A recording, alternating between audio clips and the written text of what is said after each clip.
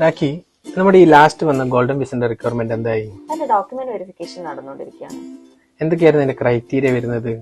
Criteria വരുന്നത് ഇപ്പൊ അയാളൊരു പ്രൊഫഷണൽ ആണെങ്കിൽ കഴിഞ്ഞ ലാസ്റ്റ് 2 വർഷമായിട്ട് അവർക്ക് മിനിമം 30,000 ദിർഹത്തിന്റെ സാലറി ഉണ്ടായിരിക്കണം. അല്ല ഒരു ബിസിനസ് ഓൺ ചെയ്യുന്ന ആളാണെങ്കിൽ അയാൾക്ക് ഒരു 2 മില്യൺ അസറ്റോ അല്ലെങ്കിൽ 2 മില്യൺ ബാങ്ക് ബാലൻസോ ഉണ്ടായിരിക്കണം കഴിഞ്ഞ 6 മാസമായിട്ട്.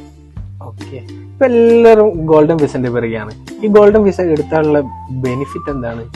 ഗോൾഡൻ വിസ എടുത്തു കഴിഞ്ഞാൽ നമുക്ക് അയാൾക്ക് ഒരു സ്പോൺസറിന്റെ ആവശ്യമില്ല. നമുക്കൊരു സെൽഫ് സ്പോൺസറായിട്ട് ആക്ട് ചെയ്യാൻ പറ്റും. പിന്നെ എന്ന് വെച്ച് കഴിഞ്ഞാൽ ദുബായ് മെയിൻലാൻഡിൽ എവിടെ വേണമെങ്കിലും നമുക്ക് 100% ഓണർഷിപ്പിൽ ഒരു ബിസിനസ് സ്റ്റാർട്ട് ചെയ്യാൻ പറ്റും. പിന്നെ വരുന്നത് സാധാരണ നമ്മുടെ ഓർഡിനറി വിസയാണെങ്കിൽ നമുക്ക് 6 മാസത്തിൽ കൂടുതൽ UAE മാറി താമസിക്കാൻ പറ്റില്ല. അപ്പൊ വിസ ക്യാൻസൽ ആയി പോകും.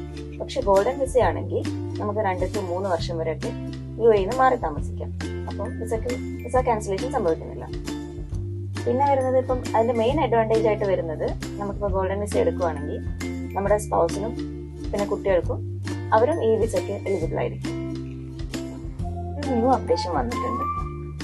ഈ ദുബായിലെ പള്ളികളിൽ 20 വർഷത്തിൽ കൂടുതലായിട്ട് സേവനമനുഷ്ഠിക്കുന്ന ഇമാമുമാര്, മുഅദ്ദിനുമാര് ഗോൾഡൻ വിസക്ക് അർഹരാണ്, അതല്ലേ? നിങ്ങൾ ഗോൾഡൻ വിസ ആഗ്രഹിക്കുന്നവരാണെങ്കിൽ താഴെ കാണുന്ന നമ്പറിൽ ബന്ധപ്പെടുക.